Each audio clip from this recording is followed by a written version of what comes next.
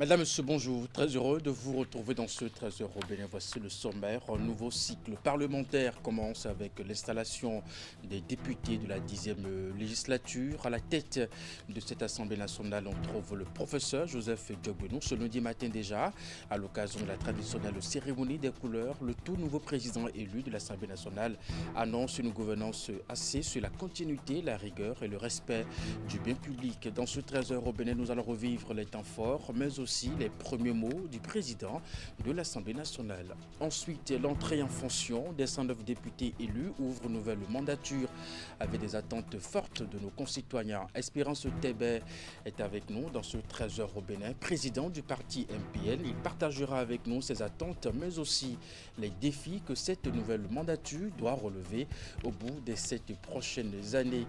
Et pour finir, dans la suite de notre dossier sur l'état civil, aujourd'hui on s'intéresse à l'histoire des couleurs que ces tassis ont incarnées. Il faut le savoir, le vert, le jaune auquel on identifie aujourd'hui l'état civil ont bel et bien une histoire et c'est à suivre en fin d'édition. Voilà pour vous le sommaire de cette édition. À nouveau bonjour et bienvenue si vous nous rejoignez. C'est désormais connu, l'Assemblée nationale 10e législature est présidée par Maître Joseph Diogbenou. Il a été désigné par ses pairs qui ont été officiellement installés dans les fonctions de député ce 8 février. C'était au cours d'une cérémonie officielle. On fait le point avec Emma Rodonou.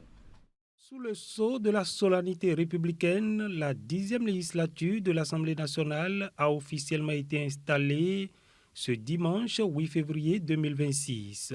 Composée de 109 députés, la nouvelle représentation nationale entre ainsi en fonction à l'issue d'une séance plénière présidée par le bureau d'âge conformément aux usages parlementaires. 3 temps forts ont rythmé cette cérémonie protocolaire. D'abord, la lecture de la décision de la Cour constitutionnelle proclamant élus les 109 députés. Ensuite, sur instruction du doyen d'âge, la liste complète des élus a été affichée, consacrant leur reconnaissance officielle par l'institution. Enfin, la déclaration solennelle d'installation prononcée par le président du bureau d'âge a marqué l'entrée en fonction effective de la 10e législature. En ce jour marquant le début de notre législature, je forme le vœu que cette législature soit irriguée par un engagement sincère, une présence assidue et un travail rigoureux. Nos concitoyens attendent de nous des réponses à leurs préoccupations.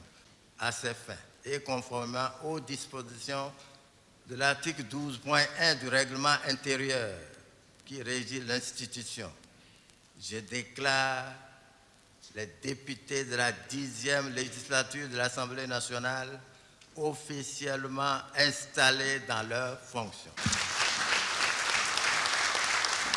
À peine installés, les députés n'ont pas perdu de temps. Ils ont aussitôt procédé à l'élection du bureau devant diriger cette 10e législature. À l'issue des différents votes, Joseph Diogbenou a été porté à la présidence de l'Assemblée nationale. Barthélémy Kassa et Kapo Maounion ont été élus respectivement premier et deuxième vice-président. Le poste de premier questeur revient à Labio Amadou Djibril, celui du deuxième questeur à Chantal Aïe, tandis que David Rouissa et Inoussa Tchabi-Zimé occupent les fonctions de premier et deuxième secrétaire parlementaire. En tant que nouveau président de l'Assemblée nationale, Joseph Fifame Diogbenou s'est adressé à ses collègues députés. Suivez ici la substance de son message. Mesdames et messieurs, chers collègues, la 10e législature s'installe dans un contexte que chacun connaît, au plan national, au plan régional, au plan international. De tous côtés, à tout point de vue, c'est un contexte de grande concurrence internationale où il faut chercher le nécessaire pour honorer et assurer l'épanouissement de chacune et de chacun de nos concitoyens. Nous sommes honorés de contribuer à cet exercice dans la mise en œuvre du pouvoir législatif.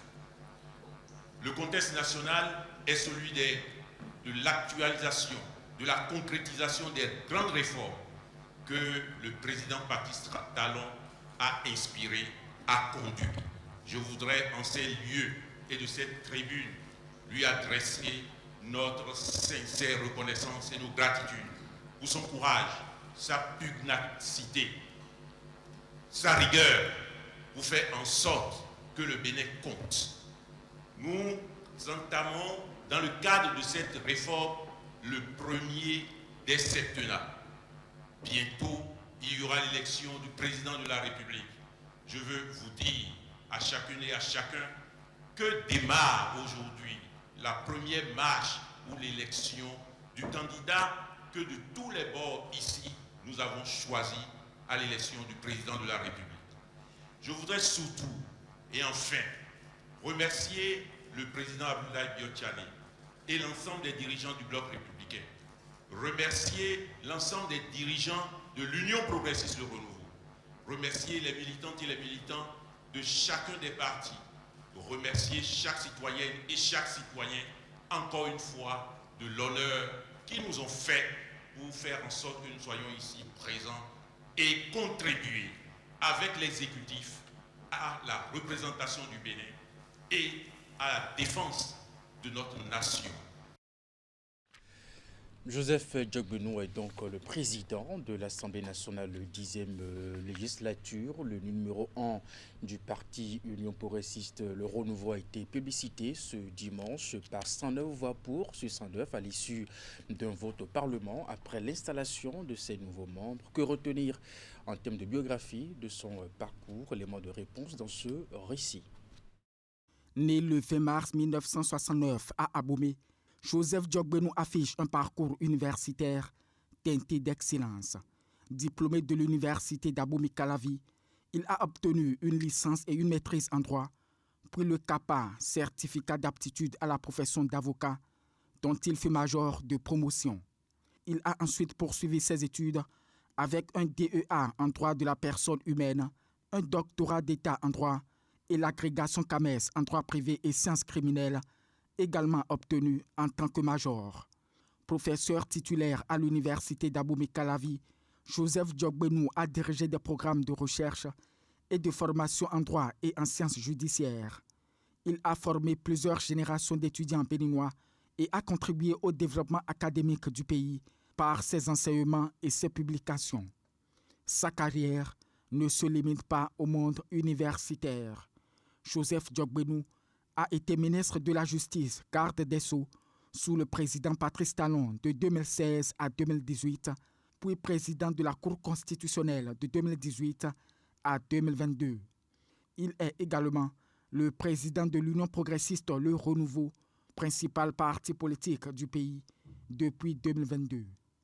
Ces différents postes de responsabilité occupés au sommet de l'État montrent l'influence de l'homme et son engagement dans les institutions clés du pays.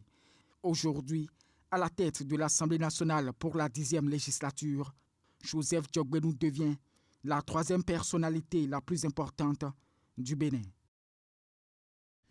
Et pendant que la cérémonie officielle d'installation des députés de la 10e législature se déroulait à l'intérieur de l'Assemblée nationale, l'esplanade extérieure offrait un tout autre décor. Des groupes de militants de partis politiques, notamment UPR et Bloc républicain, ont tenu à accompagner leurs élus, manifestant justement joie et faveur. Teddy Goudalo était sur les lieux. Voici les images. L'esplanade extérieure de l'Assemblée nationale a offert un tout autre visage le dimanche 8 février 2026. Ici, des attroupements de militants venus de différents horizons politiques ont tenu à accompagner leurs élus désormais membres de la 10e législature. Chants, danses, applaudissements et cris de joie ont rythmé l'attente. Notre joie est immense. Nous manquons de mots pour l'exprimer.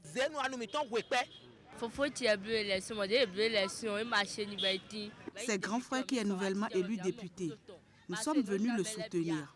C'est un honneur pour notre famille.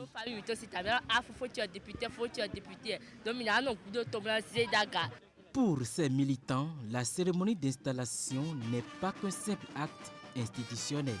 Elle marque l'aboutissement d'un engagement politique et le début d'un nouvel espoir porté par ceux qu'ils ont soutenus.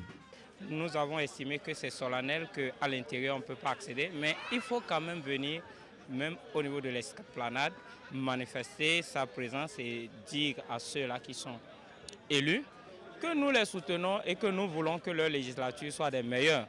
C'est le moment pour nous de montrer de quoi vraiment nous sommes des bons citoyens.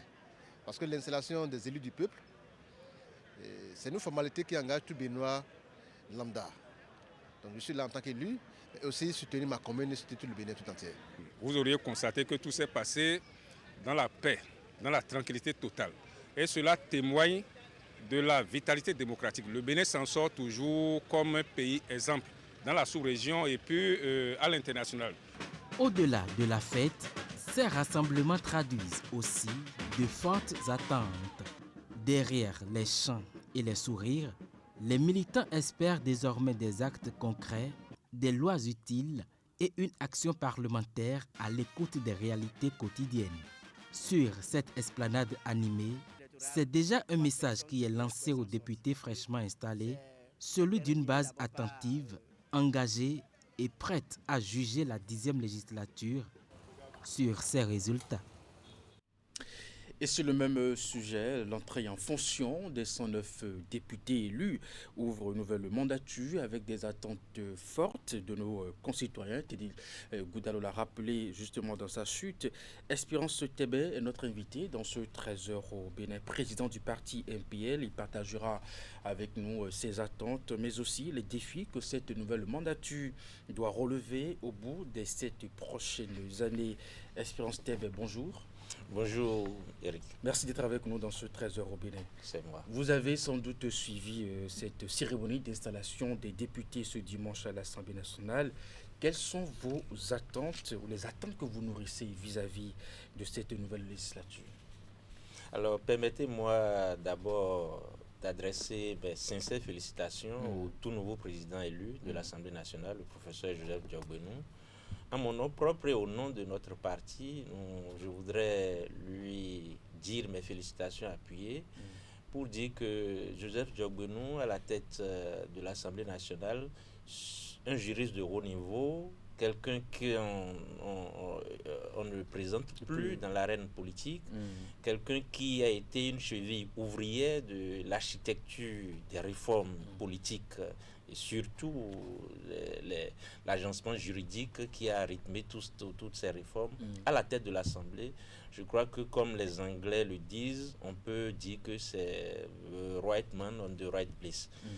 Alors c'est une chose, une bonne nouvelle pour les militants du parti qui a été majoritaire au sorti de cette législative. Et donc l'entente qui a prévalu, les accords entre les deux formations qui a accouché de cette élection hier est à féliciter. Alors en ce qui concerne les attentes de nos concitoyens, c'est le plus important, comme vous le disiez tantôt. Les Béninoises et Béninois, dans leur immense majorité, attendent de nos députés, des acteurs politiques en général, une vie meilleure, l'amélioration de leurs conditions de vie, l'amélioration du panier de la ménagère. Les travailleurs veulent avoir des conditions de travail meilleures. Il faudrait que cette législature, les 109 députés installés hier, puissent travailler à ce que la santé, l'éducation, et tous les secteurs vitaux qui rythment la vie de notre pays, les citoyens puissent connaître des améliorations dans leur vie quotidienne. C'est ça l'important. Et cela passe évidemment par la relecture de certaines lois. Les lois, d'abord, avant de venir aux lois politiques qui rythment la vie politique même, le code électoral, vous avez suivi avant les élections, tout ce que ça a pu générer comme contradiction et incompréhension. Avant de revenir sur ces choses, c'est surtout les aspects qui concernent le quotidien de nos concitoyens qui reste le principal défi à relever pour cette législature. Et je pense que le professeur Diogbenou, en tant que chef de parti, ayant à cœur d'abord, ayant prouvé sa proximité avec nos concitoyens, il sait très bien quelles sont les difficultés qui rythment le quotidien de ses compatriotes et saura dans quelle mesure, avec ses collègues, ils peuvent agir dans le sens de diminuer la peine de leurs concitoyens. Et d'ailleurs, il annonçait déjà dans sa première intervention hier qu'il faut que avec cette législature, puisse travailler à amoindrir la peine de nos concitoyens. Parce que tout le monde sait que nos concitoyens souffrent encore dans beaucoup de domaines. Et il faut qu'ils travaillent à cela. Et donc, c'est ce que je pense qui reste le défi principal, je vais dire, de cette législature qui commence. Il faudra aussi compter sur ces députés pour le vote des lois qui touchent la vie de nos concitoyens. Vous l'avez relevé, mais cela va se traduire comment ? Oui, voyez-vous, le Parlement, pour rôle principal, c'est contrôler l'action du gouvernement, doter le pays des lois. Même le budget général de l'État qui s'exécute par le gouvernement, c'est le Parlement qui le vote. Donc, c'est le Parlement qui décide des grands axes et des grandes orientations budgétaires pour le pays. Et donc, il leur revient de définir où et comment le gouvernement oriente les ressources collectées dans le pays, que ce soit à l'intérieur ou à l'extérieur, toutes les ressources collectées, comment on les oriente, dans quel secteur on dépense, dans quel secteur il faut mettre l'accent, l'éducation, la santé. Vous n'êtes pas sans savoir, aujourd'hui, tous les jours qui passent, il y a des maladies récurrentes qui affectent nos concitoyens et dont ils n'ont pas la capacité de faire face. Les moyens de faire face. Vous voyez, dès que vous ouvrez les réseaux sociaux aujourd'hui, c'est des problèmes d'AVC, insuffisance rénale, etc. Des choses, toutes maladies que les concitoyens, dans leur immense majorité, ils n'ont pas les ressources individuellement pour y faire face. À ce niveau, vous convenez qu'il y a beaucoup d'efforts à faire pour légiférer dans le sens d'amoindrir la peine de nos concitoyens de façon générale. Et ça, les concitoyens ne le savent pas assez. Le gouvernement propose, c'est les députés qui décident de comment on oriente les ressources dans les dépenses de façon globale. Au niveau de l'éducation, il y a encore des efforts, de grands efforts à faire. On a annoncé les réformes à faire au niveau de l'enseignement technique. Ça n'a pas encore abouti. Il revient également aux députés de mettre la pression, d'accélérer ces choses, de regarder de plus près l'action gouvernementale afin d'apporter des corrections. Les citoyens, dans leur majorité, sont fatigués, ou du moins ont que faire des guéguerres politiques de tel ou tel élu. Bon, c'est pas leur principal, c'est pas leur problème. Si que tel soit élu ou non, mais que ceux qui sont élus et installés puissent travailler à ce que leur quotidien s'améliore. C'est ça que les concitoyens attendent de cette législature, c'est ça qu'ils attendent de nous, tous acteurs politiques. Et je pense que le professeur Diogbenou, avec toute son équipe, avec les 109, les 108 autres députés, sauront conjuguer leurs efforts pour que ce septennat qui a démarré hier puisse voir s'améliorer les conditions de vie de nos concitoyens. C'est ça qui est important. J'ai une dernière question pour vous. Joseph Diogbenou et son bureau sont à la tête d'un parlement sans la présence de l'opposition. Vous qui êtes président d'un parti d'opposition, comment vous vivez ça? Non, je pense que les querelles politiques sont derrière nous. Comme j'essayais de le dire tantôt, les 109 députés qui sont là-bas, ce sont nos frères béninois. Après la guerre politique, et ça, je me permettrai de saluer la maturité du peuple béninois de façon globale. Quels que soient les problèmes qu'il y a pu avoir, qui ont conduit à l'élection des 109, à l'installation des 109 députés qui ont pris service hier, il faut que tous les acteurs politiques, toutes tendances confondues, nous puissions déposer la hache de guerre, nous mettre ensemble pour travailler à l'amélioration des conditions de vie de nos concitoyens. C'est ça le défi qui commence maintenant. C'est vrai, il reste la présidentielle à venir, et sans surprise, nous verrons la victoire d'un côté, mais il faut que nous puissions taire nos guéguerres, nos querelles politiques, et travailler ensemble à améliorer la vie de nos concitoyens. C'est le plus important. Que ce soit moi ou un autre qui se retrouve à l'Assemblée, quel est notre credo, notre sacerdoce en choisissant d'être acteur politique, c'est améliorer le quotidien de nos concitoyens, régler les problèmes auxquels nous sommes confrontés. Que ce soit X ou Y, taisons les querelles et avançons. Et mettons le pays en avant. Et si ce n'est pas moi, si c'est un autre, laissons-le faire et après, ce sera mon tour. Je pense que tel est l'appel que moi je vais lancer à tous les acteurs politiques, tous bords confondus, pour que le pays on mette le pays en avant. La conjoncture internationale, la concurrence internationale qui se joue aujourd'hui nécessite que tous les Béninois unis, nous puissions faire front pour faire triompher le pays, régler les problèmes auxquels nos concitoyens sont soumis en ce moment. C'est le plus important. Merci à vous, Espérance Tebe. Vous êtes le président du parti MPL. Restez avec nous pour la suite de cette édition. Les militants et sympathisants du parti Les Démocrates des 3e et 4e circonscriptions électorales apportent le soutien à la candidature du duo Romuald Wadayi Mariam Talata à la présidentielle d'avril prochain. Ils l'ont fait savoir ce samedi 7 février 2026 à la faveur de meetings qu'ils ont tenus à Nati Tengu en présence des militants de Nati 2026, INI Nati 2026, un mouvement porté par Ousmane Batoko, premier soutien de Wadayi dans la région et parrain justement de l'événement. Voici les images. Aux côtés des militants et sympathisants du mouvement INI Nati 2026, ceux du parti Les Démocrates des 3e et 4e circonscriptions électorales, mobilisés autour du patriarche Ousmane Batoko. L'objectif de ce rapprochement avec le mouvement conduit par Batoko est sans équivoque. Apporter le soutien à la candidature du duo Romuald Wadayi Mariam Talata.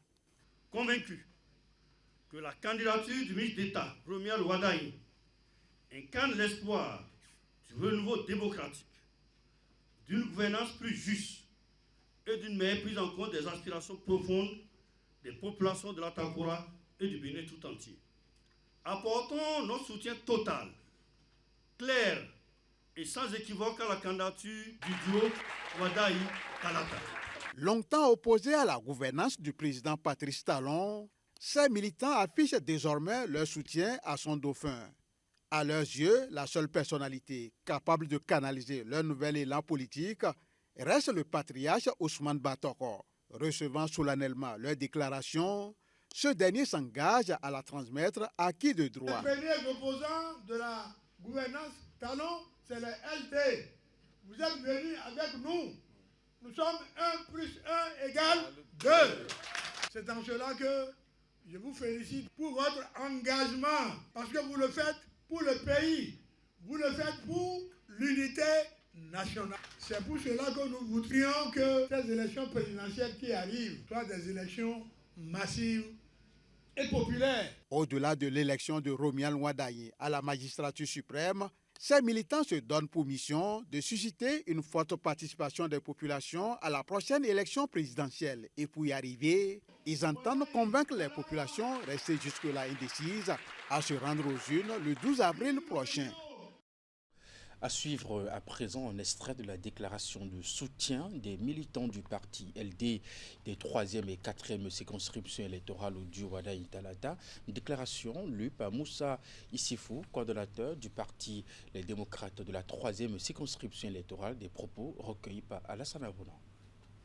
Nous, militantes et militants du parti Les Démocrates, issus des coordinations de la 3e et de la 4e circonscription électorale, donc de tous les départements de la Takura, réunis en rencontre politique, sous le leadership éclairé du patriarche Ousmane Batoko.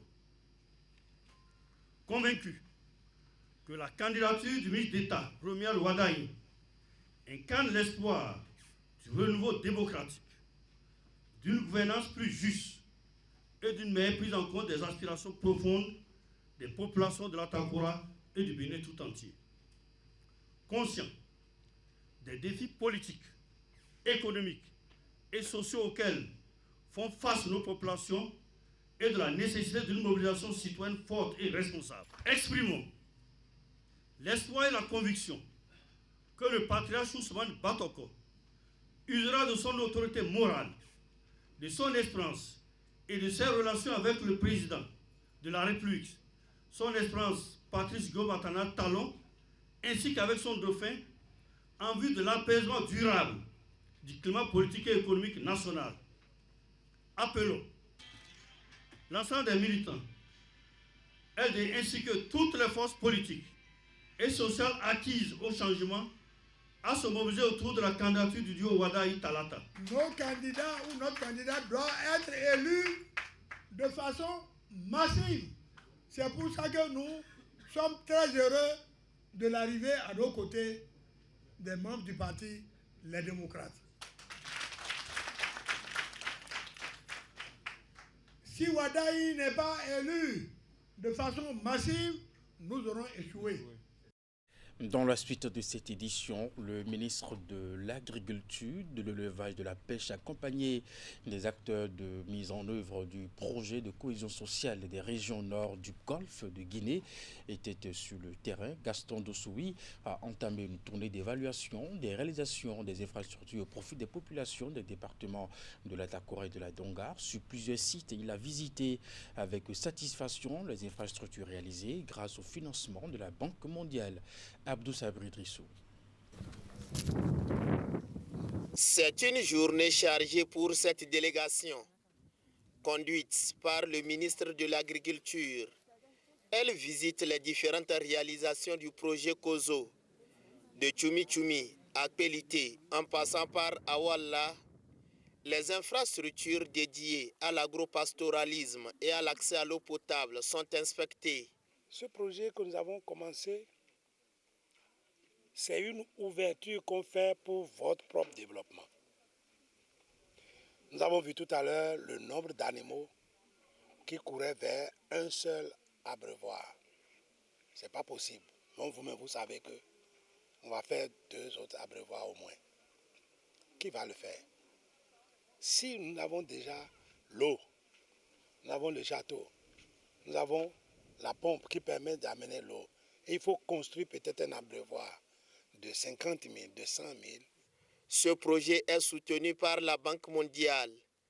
Il vise à corriger les disparités observées dans les zones frontalières de l'Atakora, de la Donga, du Borgou et de la Libori. Nos animaux de village souffraient de l'eau. Pour boire, il faut qu'on traverse le Togo.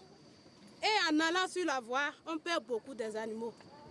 Mais depuis que le projet est venu, je vous assure que nos animaux sont vivants, ils sont à l'aise, nos pères de à côté et nous-mêmes du village. Nous les femmes aussi, on vient faire la lessive et on en profite pour boire. Vraiment, mes sincères remerciements pour vous. La délégation a également visité le groupement des femmes transformatrices d'arachide et de soja à Wekete dans la commune de Waké. Cette descente a été précédée de réunions dans les préfectures de Natitengu et de Djougou. Des réalisations au niveau de ces différents villages.